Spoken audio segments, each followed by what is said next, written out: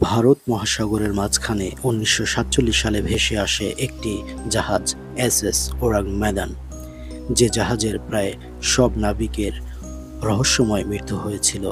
উদ্ধারকারীরা জানিয়েছিল জাহাজের ক্যাপ্টেন ও অন্যান্য নাবিকগণ কোনো কিছুর আতঙ্কে মৃত্যুবরণ করেন এবং ভয়ে তাদের চোখ উল্টে গিয়েছিল। তাদের গায়ে কোনো আঘাতের চিহ্ন বা কোনো ক্ষয়ক্ষতি পাওয়া যায়নি। তাহলে কিভাবে তাদের মৃত্যু হলো, এটাই প্রশ্ন থেকে যায়। উদ্ধারকৃত জাহাজটি হঠাৎ করেই রাতের অন্ধকারে আবার সমুদ্রের মাঝে মিলিয়ে যায়। রহস্যময় জাহাজটি নিয়ে সমালোচনার যেন শেষ নেই। তাই তো এই জাহাজকে মৃত জাহাজ বলা হয়। সেই জাহাজটি আবার কখনো দেখা যাবে কিনা কেউ জানে না।